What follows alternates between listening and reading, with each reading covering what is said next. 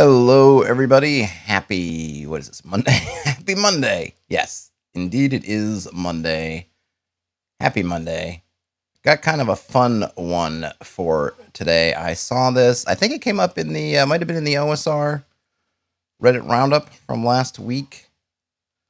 I'm not exactly sure. But came to my attention that someone had created a system called MiniBX. No, actually, I'm sorry. What did not come up in the Reddit read along? I believe someone posted it to Discord, one of the Discords I'm on. This thing, MiniBX. So I went and checked it out. Seemed interesting. It is a minimalist hack of Basic Expert. I reached out to the author, and they were kind enough to send it to me. So that's it. I don't think I have any notes.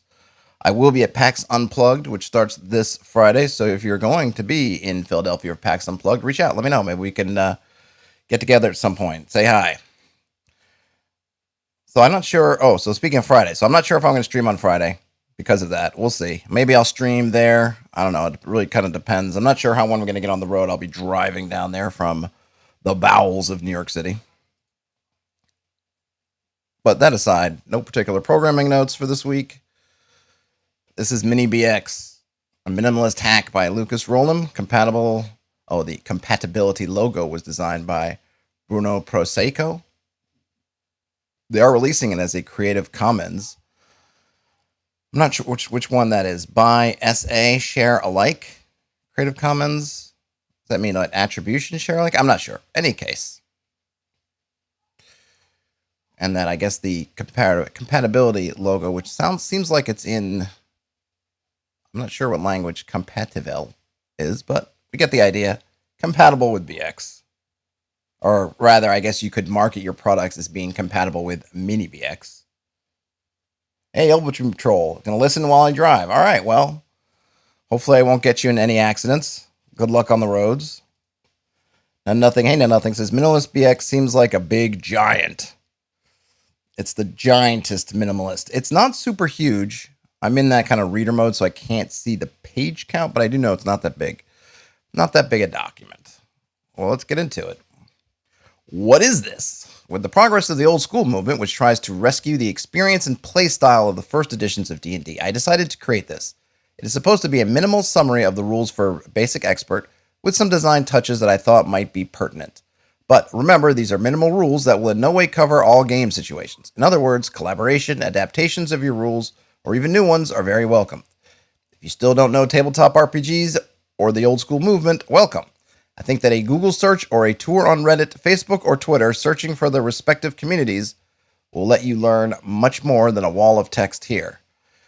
Well, I agree that probably a wall of text isn't going to help someone, but I'm not sure I agree that Reddit, Google, or those other communities will hook you up exactly, since as has been discussed here ad nauseum, there's just so many angles to OCR at this point. The big takeaway here, right, is this is a minimalist version or reduction of Basic Expert. We get some game terms. Skill points are reference values to be rolled by players. They must be rolled in order using 2d3 minus 3. Okay, so this is the first interesting thing. So you're gonna roll 2 3-sided dice, and that could be a 6-sided dice dividing by 2, rounding down, right? So you get 1 and 2 would be 1, 3 and 4 would be 2, and 5 or 6 would be 3, which is one way to do it. And then you subtract 3 from that. I wonder if this is, in essence, a replacement for attributes, but I guess we'll get there. I don't want to put the cart before the horse. So we have skill points. They are rolled using a 2d3 minus 3. And the ones that they have here are plus attack, plus armor, plus magic, plus life, and plus morale. You write down the values for each skill. The values represent the bonuses. Nominally, for example, +1 in plus armor increases the armor by 1 point. +1 in plus magic increases the chances of channeling the spell. This will be better explained in the section playing the game. Probably the one interesting thing right off the bat is there's no possibility to get a negative score here, since the lowest you could possibly get is 1. You can't even get a 0, a flat neutral score. Well, actually, no way. You should be able to, right? 2d3 minus 3. Man, my mistake, because you can get 1, 1, 2, minus 3 is 1. Yeah, you can get. Sorry, where's my brain at? Where's my brain? My maths is off. Yes, of course you can get. I was still thinking on terms of 6s instead of the resulting 3s. So yes, you can get negative points. My bad. It's Monday, forgive me. Class/ancestralities. The character must choose human classes or ancestralities, dwarf, elf, or halfling. This will determine some game mechanics. Choose your alignment. It literally says blah, blah, blah. I'm an order follower, I'm neutral, or I'm chaotic. Order follower, this is, come on, don't do that to lawful. Lawful is not, that does not have to be some I'm an order follower. I gotta do a video on at least my take on the lawful alignment, because I think it gets unfairly maligned. Unfairly maligned, I tell you. Choose 4 pieces of equipment as desired. They can be, for example, armor, weapon, backpack, and rope. I hope we can get more specific than just armor. Write down your armor with armor bonuses where applicable. Give your character a rad name or don't. Now we get onto classes and ancestralities. I feel like ancestralities. I'm assuming that is indeed a word. It doesn't roll off the tongue. I might have gone with something. So I think it's that thing also when you're speaking it aloud versus reading it. I think reading it, it's like, oh, ancestralities. But then when I'm trying to say it, it's apt to jumble on the tongue. First up, we have the Cleric. A blessed one, faithful to some divinity of their alignment, like a priest or priestess who kicks ass and has some miracles that happen for real. You must spend one of your items as your sacred symbol. You can cast divine spells from the 2nd level onwards, and you can expel the undead. All right, so that's basically your standard Cleric stuff. You don't get, not doing the often used hack of giving Cleric spells at 1st level. You still got to wait till 2nd level, and you get your turn undead, in this case called expel the undead. Weapons and armor, can use any armor and any crushing weapon. And then for turn, now it's called turn undead. So I guess turn undead as a phrase isn't copyrighted by anybody, which I guess is good. The Cleric rolls their highest hit dice against the hit dice of the undead. If they roll a number greater than the undead, they expel them. For example, a level 2 Cleric rolls 2d6 against 2 skeletons that each roll 1d6. In 2 successful rolls above the skeleton rolls, expulsion occurs. The Cleric can also add the value of several rolls to target only one undead opponent. For example, rolling 2d6 against 1 skeleton. All right, I think I got up. Let me parse this out a little bit.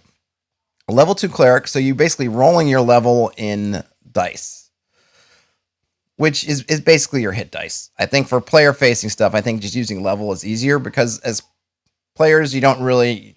Hit dice isn't really a thing for you. I suppose it could be. You could just hammer into them hit dice, but I think if you just say their level, a little bit easier, but whatever. Hit dice level, I mean, they don't have to be the same thing depending on what rule set in something like, in some systems, I think really in the white box as well, you can go from being basically 1 man, 1 hit die, and as a magic user, you might not get to 2 men or 2 hit dice for quite a while, whereas as a fighter, you're going up. But I think in terms of most OSR type stuff, essentially you could just use your level. And in this case, is it the hit dice or are we really talking the levels? I would assume maybe it's more levels since this is all based on your skill as a Cleric, which is your level and not your hit dice. So I'd probably just go with level. But either way, we've got, you rolled 1 die per your Cleric rank. Maybe that would be another way to put it. In this case, 2d6 against 2 skeletons, each roll 1d6. In 2 successful rolls above the skeleton rolls, expulsion occurs. All right, so I got to roll a number greater than the undead. So I guess the thing here I'm wondering, which is not clear, is if I'm a level 2 Cleric and I have 2 d6s and I have 2 skeletons, do I have to split the dice for each skeleton? Is it the same one twice? In other words, I'll roll 2d6 versus the first skeleton, roll 2d6 versus the second skeleton, see what happens. Or is it that I have to roll 1d6 against 1 skeleton and 1d6 against the other skeleton, split them up? But I could also target. It's. I guess why I'm looking at this is it's actually I find it interesting. I think it's a really interesting way to do turn undead. It's not nearly as well. I guess it's just a different way. It's like a different way of doing that strength, right? Instead of counting, you hit dice and doing that, you're basically saying, okay, they're going to roll a die. I'm going to roll a die, and who gets higher wins. So I guess in this case, let's just say we had what would it be? What would be a good one? I don't know. I was going to say a wraith. No, something else. Zombies. I think zombies are is it skeletons and then zombies? I'm trying to think. What's the I forget the anyway. So let's say you have a 4 HD undead. The interesting about that is you have a chance in the kind of the classic tables where you're rolling against the hit dice. There's a certain point, which isn't too far away, where you just have no chance. You're a first level cleric and you're coming up with something I think has 4 hit dice. I don't think you have any chance to get it because you end up having to roll 12 plus, which you can't on your 2d6. And then if you succeed, then you start calculating the hit dice and everything. In this case, if you were a first level cleric against a 4 hit die undead, you have a chance. It's a terrible chance, but you've got one. Because if that 4 hit die undead rolls 4 1s and you roll a 5 or a 6, you turn it. Or if there is let's say a specter, which I think has more than 4 hit dice, but whatever. In this case, a 4 hit die specter and say 2 single hit die skeletons, you're a 4th level cleric. What do you choose? Do you choose to go after the specter, take your chances with that, and hope that your party can mop up the skeletons if you get lucky? Or do you try to take out all the minions, everyone else piles on to the specter, theoretically? So there's some interesting choices, which I dig, but I think it needs to be clarified a bit.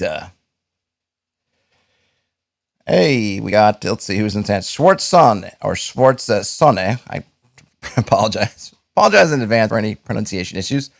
Solid's book posted in the OSR disco dancing this week.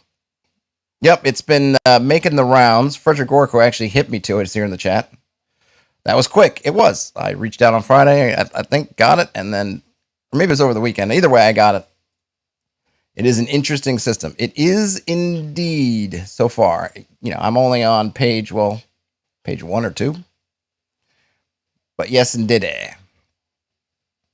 All right, so I think that Turn Undead could kind of, and I think this is still a work in progress. I guess I should probably say that. I believe it's up on Itch. If you look in the show notes, description, you can see the link to Itch. I think it is still, I guess there's some way to fund the things on Itch. I think it might still be in development. Some of the stuff might change. I would certainly suggest rewording this Turn Undead ability to make it a little bit more clear. Okay, so we have some more stats which weren't explained or haven't been explained yet. Save points says 1. Dice chain 1d6/1d4. Don't know what that is yet. Bonus plus attack +1 increases to +3 at 4th level, +6 at level 8. So this is their kind of to hit bonus. I believe we didn't get. Yeah, we probably need to add. Oh, wait, we have skill points. Yeah, they didn't. So something else for them to hopefully update this with is to tell us what it's. I don't know if I want to say a stickler. I really appreciate what as much as possible you can define terms before throwing at me. So we had an area where it's defining terms, but they didn't define save points and dice chain. So that would be something to add in. Frederick Gork says, don't specters require +2 or better weapons? Yeah, I'm just, I'm hand waving all that stuff just for example purposes. You could just assume in this example thing that all the parties got +2 weapons. It was merely to illustrate the idea of how this Turn Undead,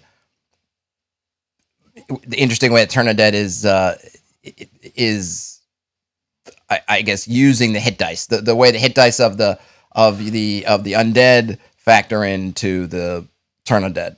That's all. You could take out Spectre, put whatever else you want in. It was just an example, not trying to get into the weeds on the equipment of our hypothetical party. Not yet. All right, now we get to the Dwarf. Have you watched or read Lord of the Rings? So these guys are in there, but in much less epic world, living a much harder life. Yeah, probably I don't think you'll be able to reference Lord of the Rings. I suppose you could. Probably want to put in a better description. I think, yeah, this is hopefully this is a kind of what do you call it? A stub for something else. Weapons and armor for dwarves. You can use any armor, but only normal-sized weapons. Cannot use two-handed swords or longbows. Is that it? Is that I don't even. Is that really a dwarves can't use two-handed weapons or two-handed swords or longbows? What about two-handed like two-handed axes and stuff they can use, right? I don't know BX by heart as much as I play it. Don't know it by heart, but I'm assuming that's somewhere that's in there. Otherwise, that would be an interesting little addition. In which case, it would be more important to put some flavor text if these dwarves are kind of somewhat customized dwarves. Special abilities. Dwarves have a 33% chance of detecting anything built on or into rocks, secret doors, traps, etc. Built on or into rocks. Yeah, this is another one. 33% chance. I would say, so we're talking a 2 and 6. 2 and 6 chance, essentially. I'm not sure why they're not using the 2 and 6. I don't have a sense of how what kind of dice stuff they're using, but 30, I guess if you're at all familiar with the dice, we know that 33% chance is basically 2 and 6. 2 save points, which I don't know what they are yet, and then their dice chain is 1d8, 1d6, 1d4. They have a bonus attack, same as the Cleric, +1, and then increases to +3 at 3rd level, and then it increases to +6. Oh, at level 6. Nope, sorry, theirs is a little bit better. So it looks like their bonuses come in, their middle bonus comes in 1 level early, and then their upper level bonus comes in 2 levels early. Elf, same thing as the Dwarf, only for elves. All right. Weapon and armor, can use any weapons and any armor. Special abilities, elves have a 33% chance of detecting secret doors. They can use magic. They gain levels very slowly, more precisely at half the rate of anyone else. That's an interesting way of just bottom lining it. Let's see, Frederick says, check out the Alexandria two-handed rules for OD&D I put in Discord. Oh, I'll check it out. Doesn't help us here, but I will check it out, Frederick. So they get some magic. They get 1 save point. Their dice chain is 1d6, 1d4. They have the same bonus attack scale as the dwarf. And then a warrior. Warrior needs food. Warrior is about to die. A human who enjoys wearing armor, using weapons, and kicking arse. Use any weapons and armor, 1 save point, and they have a dice chain like the dwarf, 1d8, 1d6, 1d4. It'd be nice to know what those mean. Let's see, +2, +4 at level 3, +7, should have been a plus in front of that, 7 at level 6. Okay, so, and they have the best bonus that we've seen. Halflings, little ones with hairy feet, remember? That gives me Kender flashbacks. No, thank you. Weapons and armor can use any that is suitable for their size. Cannot use two-handed sword or longbows. Halflings have a 33% chance of hiding in dungeons and a 90% chance in forests. +2 armor against large enemies. +1 to attack with ranged weapons. See, halflings are very pumped. They have 2 save points. Their dice chain is 1d6, 1d4. They have a +1 bonus to attack at level 3 and a +6 at level 6. So theirs is also better than the Clerics? No, it's equal to the Clerics. Right, which one had the worst? No, Clerics is the worst. That's interesting, because I would think that actually Clerics should be that kind of middle ground. Because they are supposed to be partially martial, but for whatever reason, their bonuses are, I guess, second worst, only to the Wizard. Some person knows how to do magic, duh. Weapons and armor, dagger and staff, cannot use any armor. Special abilities, drop magic, read scrolls, and use any magic item. Drop magic. I guess we're just talking about casting spells. I presume that's what the kids in the Harry Potter schools call spells casting these days. Drop magic. Hey, Malfoy, I'm going to drop some magic on you. 2 save points. Dice chain of only 1d4. And they have the worst attack bonus. +1. +3 at level 5, +6 at level 10. And there we get some tables. that are giving us the summaries of the levels, or of the bonuses and everything at the levels. I still don't know what that dice chain means. I guess we're going to find out. I hope we find out. Clearly, we could see that I'm guessing, so the number of spells, we're not seeing, so they're doing something a little bit different than ordinary slots. I'm guessing that magic circle is what level of spell, because I've used that, or I've thought about using a similar term for spell levels, when you kind of want to indicate their level, but you don't want to use the term level. Magic circle, something like that works. I am guessing that might be it. So we're talking about the number of spells total they can cast, and then the highest level of spell they can cast. And then we see for Dwarf, gets more saves as they go along. We see Elf. We see Warrior. I'm guessing, okay, the Cleric did get saves. All right, and then we see, I'm sure it's just kind of, it's printed. Probably not, clearly not a final printing, because you wouldn't want the header of a table at the bottom of a page. Cut like that, you want to cut it, have it bounce to the top of the next page. But in any case, we have Halfling, then we have Wizard. All right, that stuff out of the way. Let's get on to playing the game. This game doesn't have abilities or skill checks. All outcomes of meaningful tests should be ruled by the GM or narratively solved by the players through creative ideas, such as backgrounds that justify some skill that might be useful for the particular situation. Okay. Right. Standard stuff for us BX veterans. Initiative. Just like in D&D BX, the GM and the players roll 1d6 each round. Whoever rolls the highest value acts first as a group. If there's a tie, everyone acts at the same time at the GM's discretion. Attacks and damage in combat. It takes place as follows. Attack roll. The weapon's damage die will be rolled plus the plus attack. Defense roll. The chain's respective health die plus life and armor. I'll explain later. Yeah, I hope so, because not making immediate sense to me. The chain's respective health die. So we have this dice chain. Would that be, you would roll a 4? I don't know. I guess we'll have to see their example. If the damage roll exceeds or is equal to the defense roll of the chain die, the die from the chain is lost. If it is a d4, the character is dead. If the damage roll exceeds or is equal to the defense roll of the chain die. Okay. Well, that certainly seems to be interesting. So this is, at this point, I wish they would have kind of called it. I guess we'll have to see what the chain part is. Yeah, it's interesting. Notice the levels only go up to level 6, too, which is also interesting. I mean, I guess for a minimalist game, if you feel like you're going to go way over to 10th level plus, then maybe play the full game. All right, so this dice chain thing has got a lot going on. We need to suss out at some point. Any residual damage left over from the last attack and defense roll must be overcome by the next die in the chain together with their life bonus. If it reaches the d4 without overcoming it, it will result in the death of the character. In case of a tie in the residual damage, the chain die is still lost. I think I'm really going to need to see an example, and it looks like there's one coming, so hopefully that will clear things up. If the defense roll exceeds the attack roll, the attack just doesn't hit. Dice in the chain are not restored after the combat or turns when lost. See recovery rule below.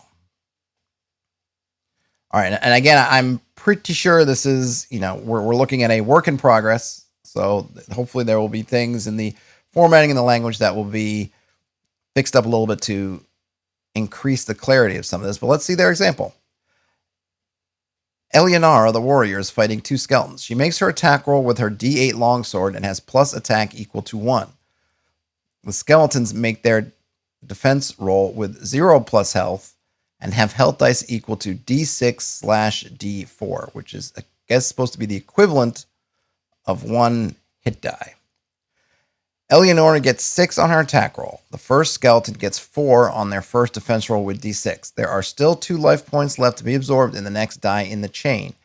This last roll of residual damage has a result of 2. 2 life points left to be absorbed, as we mentioned. In the case of a tie, the chain die is lost anyway. Since it was a d4, one of the skeletons is destroyed. Okay, now I begin to comprehend it. This seems fairly interesting. And I guess what's interesting in particular is for a game that's kind of a minified version, this in some ways feels almost a little bit more complex than it definitely has some cool nuances, because it seems like you can be lucky because you're rolling dice all the time. You can be lucky and survive longer than you just would if you just had hit points, because there are really two sources of luck or bad luck going on. One is whatever the person rolled for that attack / damage, and then two, whatever you roll. So extremes on one end or the other you can either blow through a bunch of your hit points or hit dice or your dice chain really quickly, or you might hang around a lot. And then of course, in the middle, the averages, you're probably going to get more or less what you would have gotten with hit points, but certainly interesting. So you roll your, and I guess the other thing here is so that different weapons are going to have damage dice. So a longsword has a D8. She's got an attack bonus equal to 1, so she's going to roll. She must have gotten gets a 6 on her attack roll, which I'm guessing is including the +1. So she rolled 5 on her D8, +1 from her attack, got 6. And then we get this other part. The skeleton rolls a D6, gets 4. So she slices through his defense. The other thing that I guess is kind of cool is this D64. You can, we often have that issue, or not. I don't want to say, I don't want to paint everybody with a super broad brush, right? But there's the pincushion knight or the pincushion warrior problem can come up. This kind of has, even though it's not really advertised as such, has a somewhat elegant solution, because you can look at that, whatever the final die in your chain, that's your body. So in this case, a skeleton, D6/D4. You can look at the D6s. That's all, whatever guile the skeleton has. And if we're thinking back to how skeletons and undead used to be, skeletons used to have bonuses against different types of weapons. So we could just say that D6 represents the spaces in its skeletal body that you might, whatever, right? It's gets through there. But once you get through that, you get into that D4, now you're hitting it. So you can really see, I think, mechanically as the GM, pass on to the players. In this case, Eleonora, hey, she got through the skeleton. I don't know, either just the space or whatever, tries to zip, zab, doop, dob, dodge around the blow, but she doesn't, and she got through that, so then she's into it. She's on that D4 level, that last die. You can really say now she's really hitting and doing real damage to the body. That D4, in a sense, represents the body of the skeleton, as opposed to its guile or its survivability or its whatever you want to make that out to be. That's pretty cool. But there'll definitely be a learning curve, and maybe this might even be easier to use if you haven't played by other D&D type games, because this is a fair bit different. This is a fair bit of a departure, but it's a very interesting mechanic if you can grok it. And certainly if you're someone who likes having the kind of opposed die rolls for everything as opposed to rolling against static numbers, that's a lot more fun. I mean, it's more dice, it's a little bit more math, but it's probably more engaging when the players will be rolling on their turn and on the monsters' turns. But, your miles may vary in your group, but it's definitely an interesting mechanical choice. We do have a life recovery rule. In order to recover the next die from the chain, it must occur in a favorable moment of rest from the adventure, and the current life die will be rolled against the next die in the chain. If the result of the next die on the chain is greater than or equal to the current die, it will be recovered. If the result of the next die in the chain is less than the current die, the wound has ignited and the current die is lost. If it's a D4, the character dies. Oh my gosh. Holy moly. All right, let's see this example. That looks rough. Feels rough. I mean, look, it's low-level combat in a BX or OD&D, whatever type system. It's going to be kind of rough, but it's definitely interesting because you can really, you've kind of got a Walking Dead almost feature when you're waiting to rest and knowing that when you lay down to rest, it might kill you. It definitely adds a very interesting flavor to what happens after combat. Do you even want to take that rest? Do you want to just can you just tough it out as long as possible? Hope that you can get to a healer before you actually have to try to take a shot at this, because could be kind of brutal. All right, Let's see their example. Eleonora, the warrior, is injured. She does not have the highest die in her chain, so she has D6/D4. After a night of rest, she plans to recover her D8. For that, she rolls the D6 against the D8. She rolls a 4 on the D6 and a 6 on the D8. The health die is recovered. In a scenario where she would have rolled 6 on the D6 and 4 on the D8, the D6 will be lost, leaving only the D4 for Eleonora as a result of an inflamed wound. If care is taken on the wound in a plausible way, according to the GM's judgment, the next die in the chain can be rolled with advantage, rolling twice and keeping the higher result. Wowzer, wowzer. Frederick Gork says, add the black hack death rolls. Yeah, you could. You absolutely could. Wow. I mean, I guess I like it. It's very different in a way than your normal. I do like the idea of, almost has, I hesitate to say it because do I really mean it or am I just saying it? But games like Pendragon that take being wounded and stuff much more seriously, this has that vibe. It's clearly you're not forced to do anything about it. So obviously, in our example, Eleonora here, she can get through the whole rest of the dungeon, presuming she's not hacked. She could leave the dungeon, go somewhere. It doesn't even say whether she has to. I mean, I would assume my rule would be that if you're sleeping overnight, you're going to have to make this roll. You can't put it off. You can't just say, nope, I'm not going to heal. I'm just stick with D4. Because if the idea is you have this wound that's potentially festering, I feel like, yeah, overnight rest, whenever you do decide to overnight rest, is going to trigger this. But other than that, you can kind of tough it out. Frederick Gorge says the lethality is more white box than BX. Maybe. I mean, you get to 0, you die. And I'm not sure. I think I would put them at about the same lethality, given that neither one of them have any real systems to cheat death, that you could still start the game with 1 or 2 hit points in BX. But what I like about this is that there's this delay. And I love these kinds of things. And that's what I did with my poison rules, my kind of house rule poison rules, is that it just delays it, which gives the party a chance to try to do something about it. This person's on that D4. There's not even that great chance to roll a D4 versus a D6. You got a 50% chance of getting a 3, and you have a 25% chance of getting a 4. So your odds are not. You have 50% chance of getting 1, 2, or 3, right, on a D6, and you have a 25% chance of getting a 4. Really, you could say a 50% chance of getting a 3 or 4. I think if it's. Is it? Yeah, I think that it's a tie, right? Okay, so no, you do get it on greater or equal. So the odds of you not making that roll are pretty good, right? 50% versus 25%, basically. 25% chance of rolling a 4, 50% chance of, I don't know, you could probably figure out the math, but in any case, not super amazing odds. Yes, the odds are in your favor for getting better than what you roll, but not necessarily. But you have time, so you can think about, well, am I going to try to get to a healer? Can somebody go out and get some herbs for me? Can they find Athelas? Go get the King's Foil. Go get the King's Foil. Do that. Something. Get me a potion. You've got some time, but you're kind of walking doomed. And you could even play with, he hasn't done it here, but I would definitely put in some kind of thing, maybe depending upon what class you are. I would say maybe fighters can hold on to this, only have to make checks on overnight rests. But I might say everybody else, you have to do it on a short rest. So the next time you guys rest for anything, you're going to have to make that roll.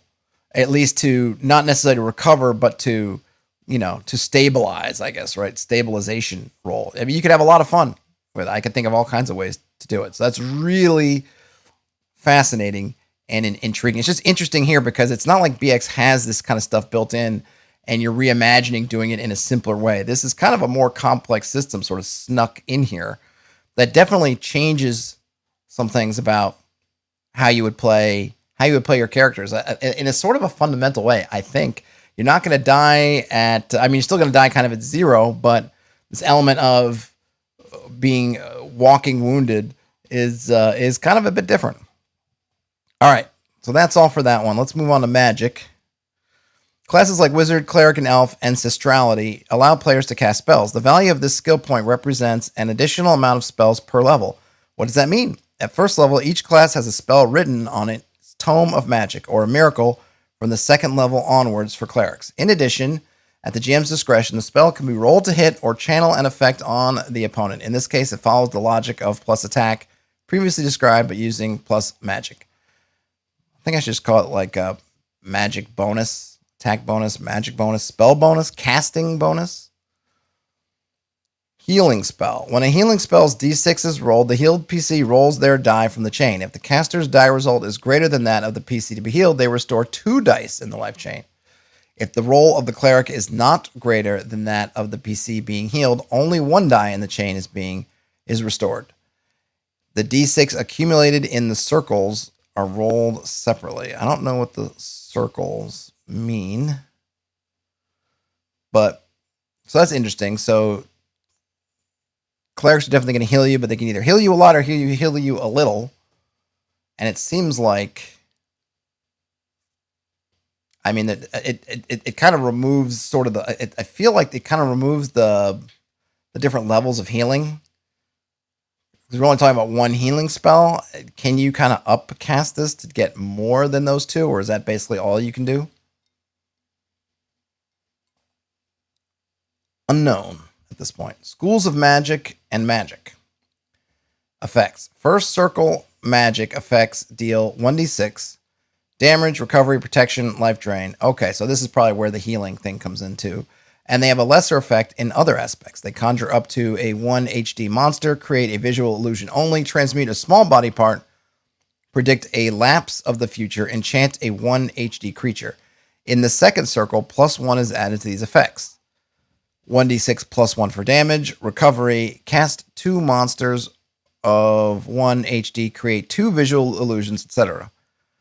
But for recovery, what is the 1d6? I guess it's for the, okay, I see. Yeah, so for that magic roll, I suppose the +1s and stuff would still be useful. In the third circle, there's 1 more step on the scale. 2d6, a monster of 2 HD, etc. The fourth circle follows the logic of the second circle. The fifth circle, okay. Hopefully there'll be a table to kind of make that a little bit more clear, because some of the edge cases, it's not really explained here. Is okay, if you can just keep doing visual illusions, at some point do you get to do audio there? Because I'm assuming that visual is specifically because you're not getting sound, which a lot of the low-level illusions are just lights, or they're just sound, but they're not mixing a visual illusion with an audio one until you get to whatever level. Maybe you could even use spell levels and just look at that and say, whatever level it is, that's kind of the circle if you wanted to. Maybe be simple that way, but there might be some differences because not all the spells have airtight logic as to what levels they're on, so it doesn't always work. Frederick Ork says, add the Zen Fantasy Open Magic system to this and do something skill system. Well, I haven't read those yet, though I do have them. So I can't comment on that, but hey, the great thing with the OSR, right, is how much you can always merge different systems and things together to get the mechanics and sort of play style that you want. For elves and wizards, each spell to be written on the tome must follow the instructions above and have an effect according to the classic schools. By these, they're referring to abjuration, divination, conjuration, enchantment, evocation, illusion, necromancy, and transmutation. The player writes the effect, but it's the GM who has the final word defining it. Each magic effect defined by the player together with the GM can only be used once per day. Oh, that's interesting. Clerics follow the same logic of effects, only they must be in accordance with their chosen deity. So you can only cast 1 thing per day, because I believe you always were allowed to memorize the same spell twice if you wanted to. You just had to use different slot for each one. So if you had 2 first level spells, you could memorize Charm Person twice or Sleep twice or whatever. But this one seems to be suggesting you cannot do that. You don't have to memorize any spells, but you can't use them more than once a day. Save. Each save point per session can avoid one of the effects: Death Ray and Poison, Magic and Magic Wands, Paralysis, Dragon's Breath, and Imminent Death. They simply save you from these effects. At the GM's discretion, these events can have half their effects. In case of imminent death, if the player still has a save and ends up losing their D4 health die, the D4 die is restored. Okay. So this is a very different way of doing saving throws. You're not actually making a throw. You're just getting, I don't know, you could call it an inspiration. You could call it something else, a get out of jail free card, some kind of boon. You could throw your boon down on the table and say, nope, not today, Dragon's Breath. Not today, Death Ray and Poison. Not today, Goblin Spear. I'm here. I'm still going. But you don't get very many of them. We can go back and look at the charts, but they're not too many. I guess the one thing that needs to be clarified that isn't quite yet is that we don't know when these recharge. How often are you getting these saves back? There's a typo. It's clearly they mean advancements. When something incredible happens, like finding a giant loot, defeating a badass monster, or the characters escape from a trap that they themselves created at the GM's discretion, PCs can level up. But look, it must be something incredible and significant. Elves need 2 of these events. Every 3 levels, a save point is added, and ancestries with special abilities gain 10% on them. Ancestries with special abilities gain 10%. Oh, okay. I think they mean that you go from 33%, 43%.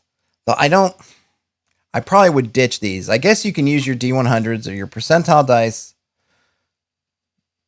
but I feel like I would just go with X and 6 or something like that. Or maybe X in your chain. Use that chain for something else so that when you're full health and you got that D8, then you got to make a 6+, but you're on a D8. Hey, you got a pretty good chance. If you're at a 6+ and you're down to your D4, you don't have the wherewithal to try it anymore, which is really interesting. Might be a way to leverage some of that dice chain to do more. Because one thing I think of that dice chain is it's intriguing, but because it is kind of complex, I think, and maybe people new to all of D&D who were to come right to the system would find it easy. But me coming from other games find it a little bit complicated.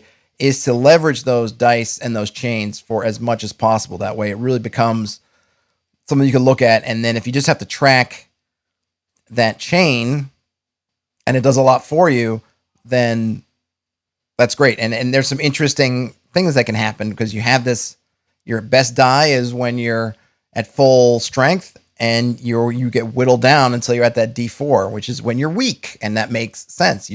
All your will to survive, your energy is all gone. You got nothing left. And then it really forces you to try to do that recovery. Okay, well, we could take a short rest and maybe I can recover, but it also might kill me because I'm walking wounded at this point. Lincoln says, save per session, apparently. All right, well, do you know that, Lincoln, or are you assuming it is? Okay, let's go back to advancements. At each level, all classes accumulate a maximum health die. Warrior and Dwarf D8, Elf and Cleric D6.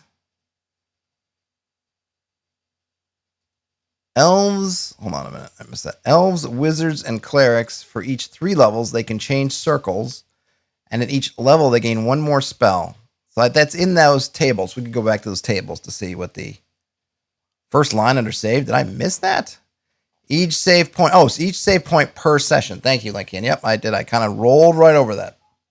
Appreciate it for the clarification because of my too busy to read and pay attention at the same time.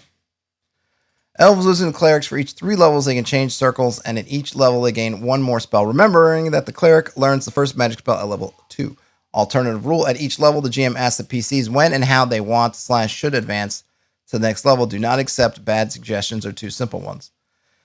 At each level, the GM asks the PCs when and how they want / to advance. Does that mean kind of a multi-class kind of thing? I'm not sure what that means. Would want to know a little bit more what that means. But it's interesting. It's suggestive. Morale. Whenever something decisive, which defines a real advantage in the narrative for one side, happens in combat, the GM can ask the PC to roll a morale roll and compare it with the opponent's roll. Simply, each side rolls a d20 and adds bonuses. If the GM wins, they take the narrative control and say what has happened. If the PC wins, it is their turn to narrate something advantageous in their favor, even if they are at disadvantage. The number of mercenaries that player can hire is equal to 1d6 plus morale. Well, there's some story gaming thrown in the mix. It's probably going to be a bit divisive. it's certainly interesting. The couple of things here, I will say that not that I mind it necessarily. It's not something I would think about when I'm thinking of, oh, I'm going to play BX, that there'll be this kind of narrative back and forth. I think the big thing that I'd want to get really figured out is if I was going to use this kind of morale thing, is as opposed to just straight up morale. Okay, we're going to roll dice, see what happens if you retreat, or for NPCs. I'm not sure for player characters, they do have this thing of, hey, the number of hirelings you can have is equal to your 1d6 plus your morale. So there's that. I might even just take out the d6 and say whatever your morale bonus is how many personal hirelings you can have. Maybe I would say your level plus your morale. So that at first level, if you've got +2 morale, you can have 3 hirelings, and then you kind of get 1. That way you can kind of build up your team as you go along. Or you could say it's pooled together for the whole party. If you're a hirelings are sort of have allegiance to the entire party as a whole, as opposed to individual party members. That might be another way to do it. But this, with the advantage, it's interesting because usually what happens is in a combat, something, like this says, something decisive happens. Let's say the bugbears, you're fighting the bugbears and the bugbear chief, and your fighter wades in, gets the bugbear chief. Maybe the party's been kind of focus firing on the bugbear chief a little bit, and the fighter gets in there and goes toe-to-toe, puts down the bugbear chief. But because the party may have been focusing on the bugbear chief, the bugbear minions are kind of still have pretty good numbers. But it doesn't matter because their chief died. So that would definitely be, hey, morale roll with some kind of fairly significant penalty, maybe -2, -4, whatever you feel like, right? And then, of course, if they fail that roll, or +2, +4, whatever, I forget it, depending if you're going higher or lower, whatever you're working at, version of morale you're using. But in any case, they have some penalty, and if they fail it, they will probably melt away, and depending on how bad they fail will be if they just drop their weapons and surrender, run and flee. If there's some that are more hardcore that fight to the death, but the rest of them flee, if they try to do some kind of ordered retreat, or if they stand and fight, or if they even get more aggressive because their leader's down and now their blood is in their eyes and just out for revenge kind of thing, right? There's a lot of different ways to play that. Now, in this kind of, so I would roll that and I would make all that myself. In this case, let's go back to here. Okay, so using this kind of system, fighter takes down the bugbear chief. I say, yeah, well, that's definitely something decisive. And if I'm a player in that game and I know this rule exists, and why wouldn't I know? I might say to the GM, hey, man, my fighters took down the bugbear chief. Isn't that a decisive moment in battle? I would say, yeah, certainly is. All right. Now we'll roll this morale, D20 and bonuses. I don't know if that means we're pooling together all the parties, different morale bonuses or whatever, but we'll figure that out. We'll make that rolls. Now, if the player wins, according to this, they take narrative control and say what has happened. Now, this is the other thing I want to nail down. How far does this go? Am I allowed to say, or not even say allowed is the right word, because everything's going to be a conversation, but would it be in line with this rule for me to say, oh, the bugbear chief falls dead at my feet. It's his head that I had recently separated from its shoulders with my massive axe, tumbles for a few feet, and as the head rolls to a stop, the entire combat ceases, and the bugbear troops look at the head detached, the eyes bulging, the tongue lolling out, a little bit of blood slipping out from the wound in the neck, and they all drop their weapons and surrender. Is that a fair usage? I mean, I kind of think so, because that is definitely something that I would, that I would think might be a possibility as the GM. Or could you do even more than that? Like, what does it mean, the narrative advantage? How far could I take it? Could I, instead of killing them, could I put the sword to his throat and say, tell me where the baddie bad that we're looking for is, and they give me the information, right? Is that narrative control? Like, how far, I guess, can you get? Really want to kind of spell that out. And then as the GM, well, if I win, what does that give me? Because one thing I like in old school games is I just go by the dice, right? I know what the morale scores had, the gradations of success. So I know, okay, there's kind of keep on fighting, tactical tree, whatever those things are. I got that. Or reactions, I got that. I would feel a little bit funny taking, narrative control. Like, how far would I feel comfortable pushing the PCs on this thing? Could the reverse happen? Could the something decisive happen negatively, and then I win, the GM wins the narrative role, and so I force the PCs to surrender?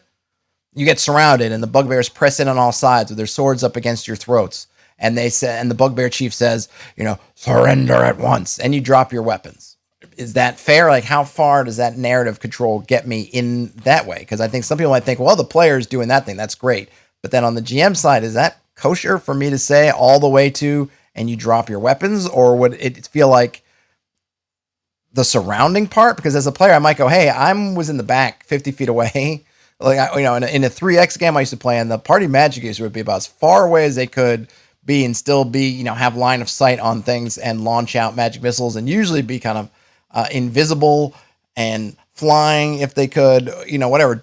How far do I get to rope that player in if I get narrative control, right? How does that mean? So I'd want to define those fairly strongly. And it is injecting that story into it, which some people are going to be like, oh, this is just what I've been looking for. It's just a bridge between something maybe like a Powered by the Apocalypse type game and OSR.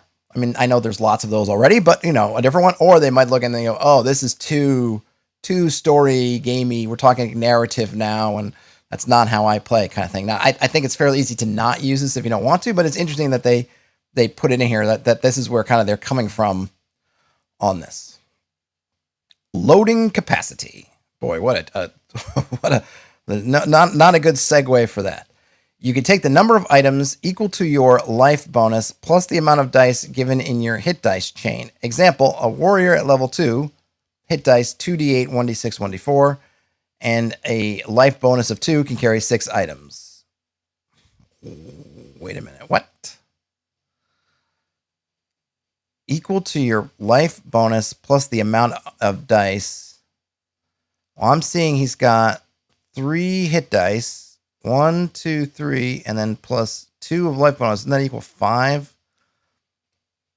Your life bonus plus the amount of dice given in your dice chain.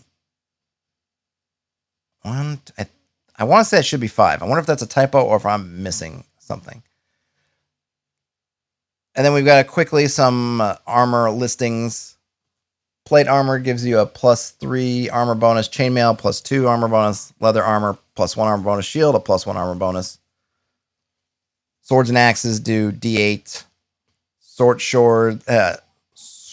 swords and maces do a D6. Longbows do a D8. Short bows do a D6. Daggers do a D4. Two-handed axe or sword does a D10. Pole arms do D10s. How to hack a monster from any retro clone to the MiniBX. All right, this will be good. Okay, so you got your Thaco. Decrease from 20 and use as attack bonus. Decrease from 20 and use as their attack bonus. So if the hit armor class 0 is 0, then you would do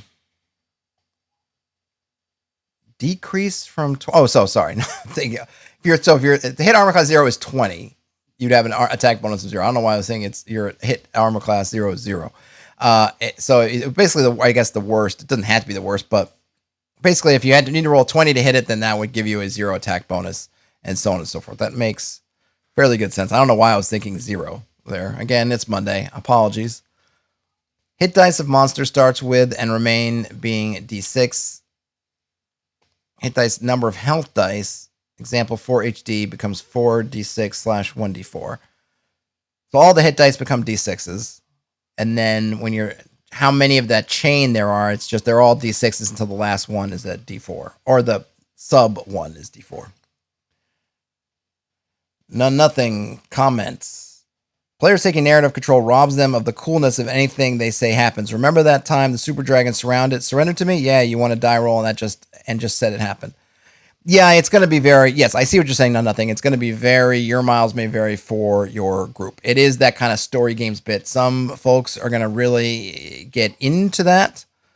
and go with it. And other people are going to feel, yeah, like you're suggesting, it's kind of cheating me because did I not really do it or did I do it? But you have to think this is happening because of the decisive moment, right? So you did do something. It's not the result of just a die roll. You did something decisive and it happened. The interesting thing about it is it doesn't have to be your decisive roll. I mean, I'm assuming that if in our bugbear example, the bugbear takes down the party fighter, and then I say, okay, that's a decisive moment. The fighter may not be dead, but he's knocked out of the combat. So we're going to roll. We're going to, roll that morale roll, and then the party wins. It's interesting how they could explain how that turns, but it's that thing where you have to define it because it's going from, okay, the fighter went down. Can you use this narrative twist to say the fighter gets back up with full health? How many rounds? Okay, well, the fighter fell, but we all pressed on, and before you knew it, the bugbear was surrounded, and all his men, all his entourage were dead, right? So now we win. We just go from we might lose to instant win.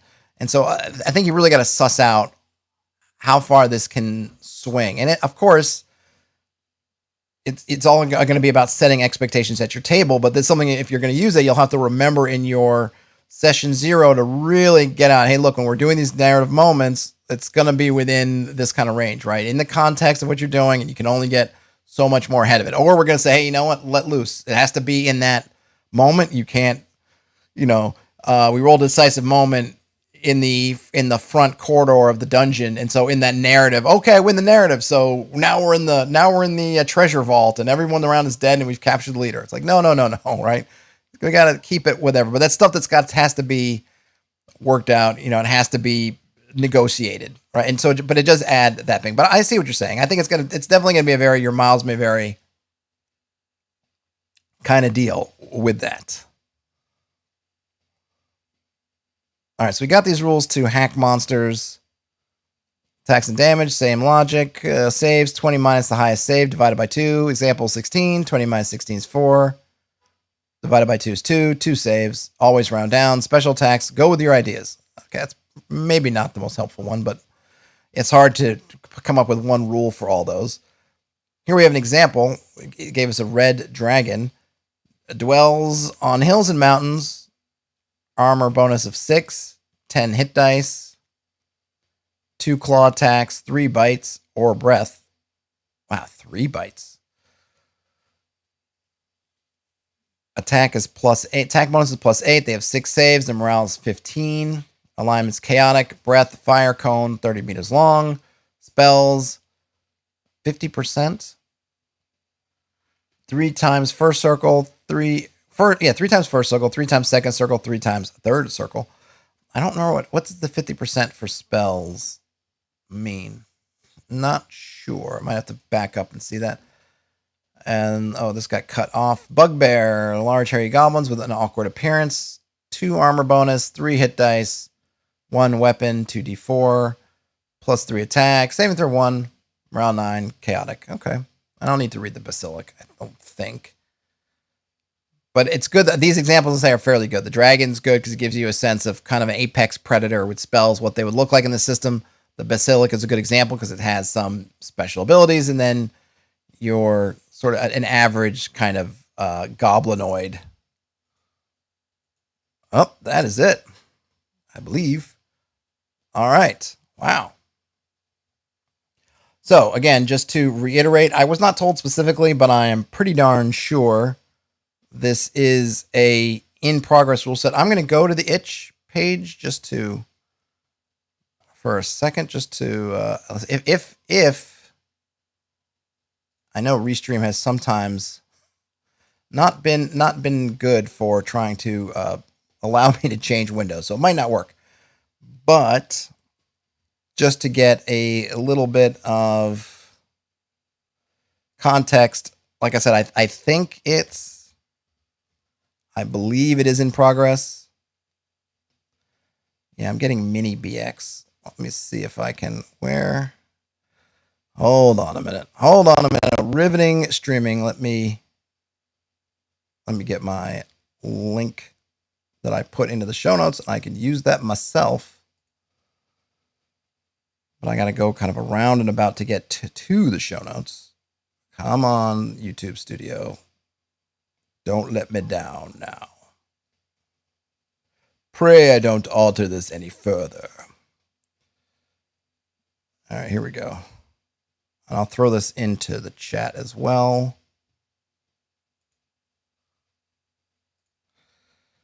So we can see this really quick, and then we'll call it a stream. Here we go. MiniBX on itch.io. There we go. It's in the stream, and it's also being displayed.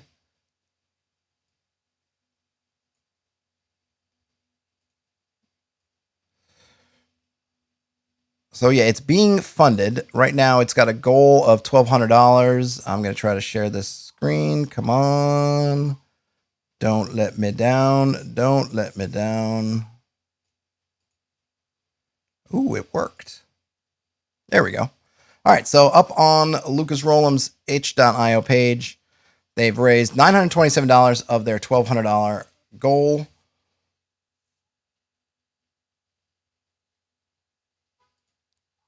Right now, I guess you can buy in for $15. That's half off. It's got some funding and stretch goals. Let's see. So I'll just go through and read this quickly before we wrap up. This is an attempt to make this game our own. More than a minimalistic hack, this is a new rule set with insights and new, fast, quick, and easy to run combat and spell rules. Initially, this project will be made by 4 friends. It is funded. We are using Bruno Prosecco for art, being laid out by M.A. Gwack. C.A. Berlitz worked on the first draft edition and will make my poor English easy to read for you all. I already wrote it, but the first draft that the backers will get is just the first step, and that's what I read through. So just keep that in mind. This is just an initial draft. So I am sure things will be added, amended, blah, blah, blah. We are open, all that jazz. We're open to opinions and suggestions. It seems important to mention that MiniBX already has a hack by Gwax called BX Kids, and its draft inspired the rule set that Tiago used in Numa. I'm not familiar with those.